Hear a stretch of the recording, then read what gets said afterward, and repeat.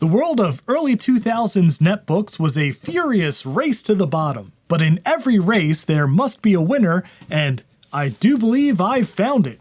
It also represents the last weird, awkward, dying gasp of Windows CE. So stay tuned.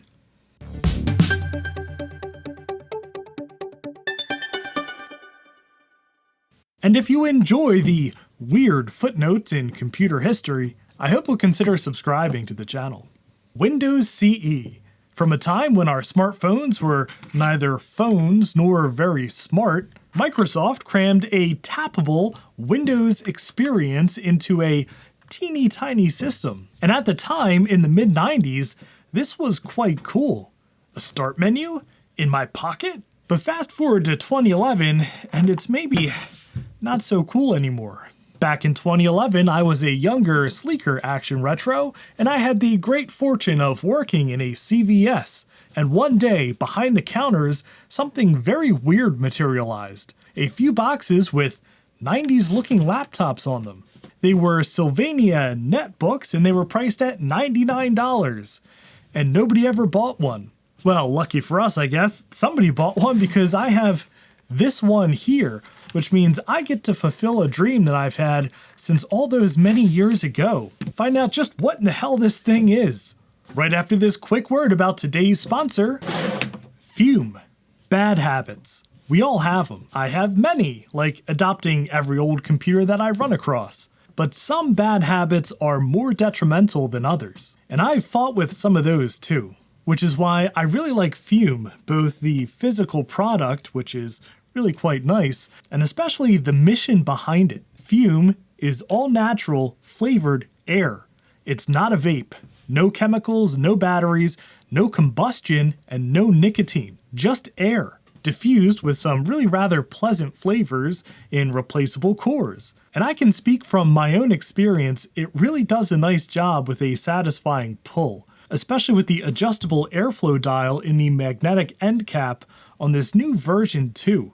It's classy and tactile and feels great to hold. And it's great for all kinds of bad habits too. Whenever I have a craving for a snack, I reach for this instead. I think it's worked especially well for snacking because of all the great choices of flavor. Raspberry lemonade and vanilla orange really hit that craving sweet spot for me. Fume has served over 150,000 customers. For a limited time, use my code ActionRetro to get your free Fume base when you order the Journey Pack. It's the all-new magnetic stand for your Fume device. Head to tryfume.com, that's tryfum.com, and use code ActionRetro. Or scan the QR code on screen to get your free Fume base when you order your Journey Pack today. This thing is really something else. I mean, it's as terrible as I expected it to be, and also kind of incredible and charming. I mean, it is thick and light and feels very cheap and really feels more like it's a toy than an actual computer. But then you turn the thing on and it boots up some semblance of Windows. It has 2 USB ports on the side, 1 on the back. It has an Ethernet jack, RJ45 built in, microphone and headphone out, so already better than my brand new iPhone, and it even has an SD card reader. And on the inside here, we have the world's worst keyboard, and I am not exaggerating, this is terrible. And competing with the world's worst keyboard is the world's worst trackpad. This is almost the same exact size as our old friend Toshiba Libretto. I mean, it's almost comically the same size. It's like the same height, the same footprint, and everything. Ooh, this is getting quite warm in this corner. That's weird. Yeah, we'll definitely take this thing apart to see what's going on here, because I wonder if the entire computer is actually in the lid behind the screen and the bottom is just a keyboard and ports and a battery. But as much as I think this is adorable today, the thing about this thing is that back when it was new in 2011, it was kind of a scam. I mean, this wasn't made by Sylvania. This was made by some random third-party company that struck a deal to use the Sylvania name, and they were trying to market this to computer noobs who thought, hey, that's a good deal. Windows, $100, a laptop, and I'm already at CVS. I can just go ahead and buy this and do computer things, and it's a full-featured computer. And it is not. Which is why I really want to see if we can have some fun with this. And you better believe we're going to try to hook up some crap to it and see if it can do things. First thing we need is an external mouse, because good gravy is this trackpad a nightmare to use. So let's see if the good old hamster mouse will work. I'll plug it into the rear USB port here. Oh yeah, look at that. We have a mouse. All right, something else we might want to do is load some CD-ROM media. This is actually a DVD-ROM. Let's hook this up to USB. Enter the name of the driver for this USB device. This may not be as hilariously simple as I expected. I don't know, CD-ROM. Huh. Well, I guess it doesn't like this. Okay, well, I plugged in a very much newer DVD writer and didn't pop up any error. Very curious to see if it likes this one for some reason, which would be a huge shock. All right, nothing popped up on the desktop. Let's go into Programs, Windows Explorer. No, it's not showing up. It won't read my Doctor Who disc. Apparently DVDs are a no-go, but how about a good old-fashioned zip drive? Hello? All right. Would you believe that 100% of the USB zip drives I've been hoarding are dead? Let's try a desktop IDE zip drive with a goofy adapter and see if we can get one that works. All right, well, the good news is I found one that works. The bad news is all of these do nothing when plugged into another computer. So yeah, zip drives, I guess they're unreliable. Anyway, this one did work and mount zip disks under real regular Windows. Let's see if it works under Windows CE. This is pretty convoluted for something that I'm pretty sure has no chance of working. But that's what we do around here. Convoluted nonsense. Let's insert my whatnot disk. Oh my god, it worked. Oh look, there's all the files. All right, zip disks do work with Windows CE. All right, well, how about floppy drives? Oh yeah, look at that. It even calls it a floppy drive. Hey, that's a Windows 95 install floppy disk. All right, well, I have a hard time believing this will read floppy disks and zip disks and not CD-ROMs. So let's try a CD-ROM that's a little more age appropriate. Nope. Yeah, I guess not. All right, well, let's take a look at some of the software that came pre-installed on this thing to try to convince CVS shoppers that this thing has features. And yeah, there's a lot of interesting things. Of course, this is trying to look exactly like Windows XP with this background. I think it's called Bliss. And you know it's quality when all of the text is in lowercase. Now, I'm not even going to attempt to connect this to my Wi-Fi with the weird little applet here, which seriously lags the computer when you click on and off. Look, totally unresponsive. We're going to use the handy Ethernet jack on the back.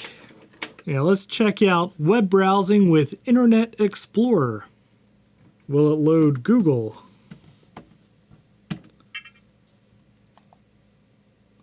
It will. Actually, kind of impressively well. Let's do a search here. Windows CE 6. All right, well, I'm honestly kind of impressed with how well Internet Explorer is working on here over Ethernet. Now, they did include a YouTube app here, which I'm sure is not going to work. This is just some sort of YouTube downloader. But if I search for Action Retro here, there's no way this 2011 YouTube app is going to actually search, right? Yeah, it's trying to go to an HTTP YouTube URL. So, yeah, I don't think this app is going to work. There's an Amazon app. Oh no, it just opens up the web browser. Fandango, again, opens up the web browser. And what kind of games do we have on here? All right, Free Cell and Solitaire. Boy, that's exciting.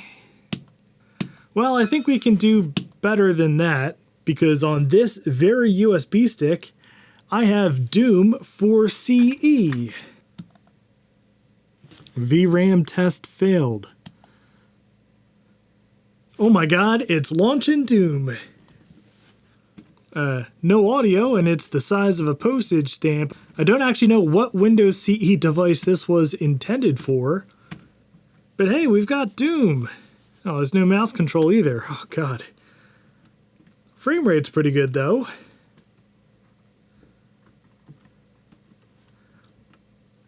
Yeah, this is fine. Probably the only good piece of software on this entire machine. Alright, I've hooked some speakers up to our audio jack so we can really get the teeny tiny Doom experience here. No music, but there is comically delayed sound effects. Alright, let's take this little goober apart and see what makes it tick. Alright, looks like the battery, a little squishy for my taste.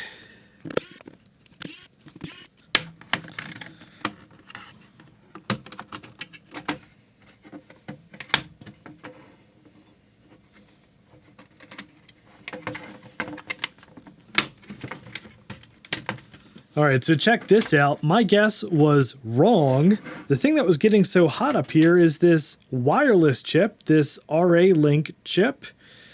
Why was that getting so hot?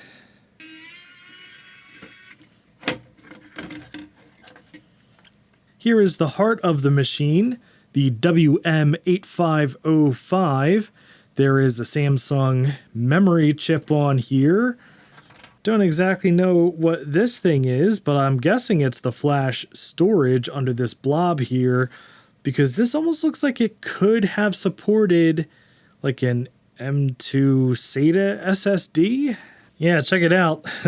I'm sure this board was used in lots of different devices, but that's the pinout for one of these fellas, complete with the, well, at least maybe one mounting hole for it up here. Yeah, that lines up. Huh. I mean, I'm sure it wouldn't just work if I connected it. It doesn't look like a lot of these pads are connected to anything. So maybe there was some kind of other board here. I don't know. In any event, neat. Okay, so I've put the goober back together, and I apparently didn't break it. Well, except for the battery, which is definitely in spicy pillow territory. But you know, despite me paying entirely too much on eBay for this questionable little machine, I really kind of like it. It's just so weird running Windows CE, and well, it's about the same size as my all-time favorite Windows PC, the Toshiba Libretto. And as with most weird things in life, someone has ported Linux to this. So you can probably see where this is headed. In any event, that'll do it for today's video. Thank you once again to Fume for sponsoring it. If you enjoyed the video, I'd appreciate a thumbs up. And if you'd like to see more shenanigans like this, please subscribe down below. And thank you very much for watching. And a special thanks to Alex Hoffman, Andrew Nicholson, April White, Chris Biggs, Chris Calderon, Chris Nelson, Control-Alt-Reese, Drew Hamlin, Frodo Jedi, Gaspar Heller, George Rosansky, Graham, Greg from Hrut K Mods, James Fryman, James Laurie, Jason Papaz, Jason Ezel, Camille Rakowski, Lyle Truid, Matthew Crowell, Nick Daniels, Paul Spencer, Ryan, Scott Cedarbaum, Scott Thompson, Tom Woodfin, Unknown Soldier 41, Veronica Explains, and Xantronics Industrial, who are my highest tiered patrons and all of my Patreon supporters for helping to make these videos possible.